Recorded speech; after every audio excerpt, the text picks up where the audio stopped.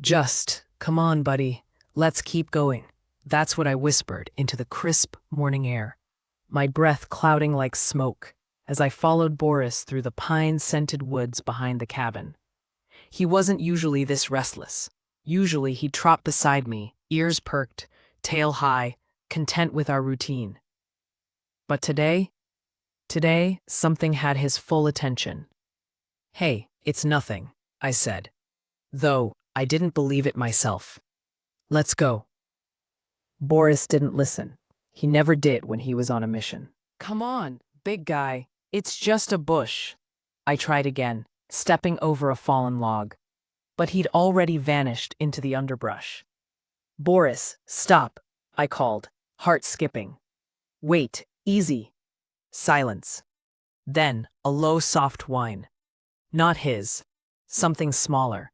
I pushed through the ferns, branches scraping my arms, and there he was, Boris, standing utterly still, his massive body tense, his eyes locked on a tiny shape nestled in the roots of an old oak. And there, trembling, barely visible beneath a layer of damp leaves, was a lynx kitten. "Oh," I breathed. "Look at that. It's little Lynx. He's trembling." I crouched slowly, my pulse hammering. The kitten was no bigger than my hand, its fur matted with mud, its eyes wide with a fear so deep it made my chest ache. "Safe, little one," I murmured, reaching out. "What is it? What do you smell?" Boris didn't growl, didn't lunge. He just watched, silent, vigilant, as if he already knew this fragile life was under his protection. The kitten flinched but didn't run. Too weak, too scared, too alone. And in that moment, I knew this wasn't just a rescue. This was a beginning. "He's a fighter," I whispered, gently scooping him up.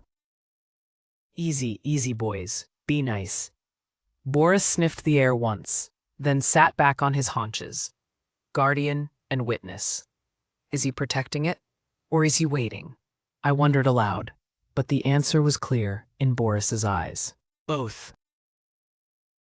Back at the cabin, I cleared a space by the fire, laid out my thickest flannel jacket, made a nest as soft as I could. "There you go," I said, tucking the kitten inside. "Nice and soft.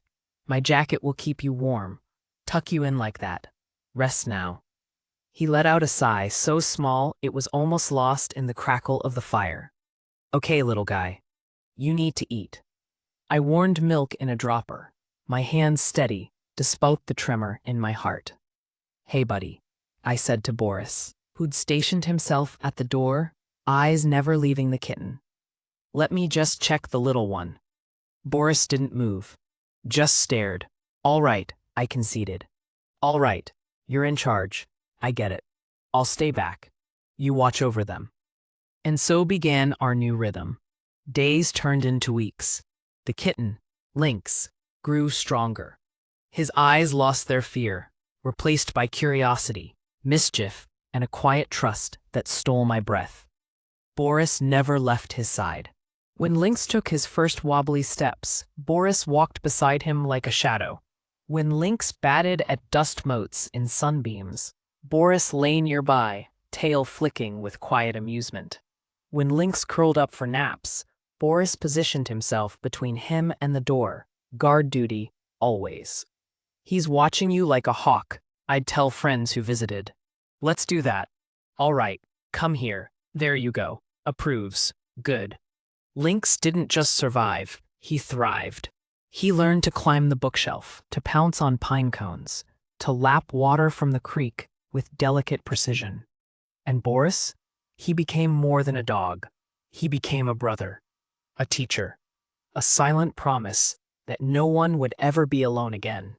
"Just a taste, little one," I'd say during feedings. "It's okay. It's just milk."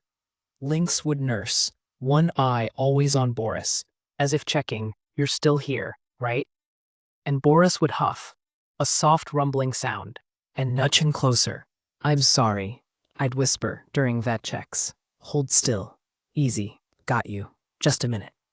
Lynx tolerated it, because Boris was watching. At night, Boris would make his rounds, pacing from the porch to the living room, ensuring every door was secure, every shadow quiet. "You see where he is?" I'd say, pointing to Boris lying perfectly centered between my bedroom and Lynx's nest. Right between the rooms, watching both of us. "Guard duty. Pray boy. Good night, Captain," I'd add, before sleep. And Boris would sigh, deep, content, and close his eyes. One morning, I reached for my jacket, the one I'd used for Lynx's nest. "Okay, just let me grab it real quick," I said. Boris stood instantly, ears forward, body tense. "Boris, come on," I laughed. "I got to know you're guarding it, huh?" He didn't move, just stared. "Okay," I relented. "I'll leave it." He settled back down, satisfied. And Lynx? He'd already claimed the jacket as his throne. "It's a big world, huh?" I'd tell him as we sat on the porch, watching the sunrise. "It's okay. I'm right here. Boris is making his rounds." The kitten would purr, a sound so soft it felt like a secret, and press against my leg. "No leash, no fear," I'd whisper. "There he goes, straight for the doorway." And swat, not even a little. Back to sniffing duty. He was learning, growing, becoming himself. And Boris? He was ensuring he could. "It's not happening," I'd say when Lynx tried to climb the tallest pine. "Everyone stay seated." But they never listened. "Whoa," I'd gasp as they vanished into the trees. Boris below, Lynx above, a perfect team of land and branch. "Oh, you little bandits," I'd laugh, though my heart was full. "Oh my God, you slipped for a tough time, huh?" They'd return dusty, tired, triumphant, and I'd welcome them home. Because this wasn't just my cabin anymore. It was ours. A place where a stray dog and a lost lynx found each other. Where fear turned to trust. Where silence turned to purrs and barks and the quiet comfort of shared presence. And every day, I'd whisper the same promise I made in the woods. "You're safe now." Not because the world is kind, but because we have each other. Music fades. Just, "Come on, buddy. Let's keep going."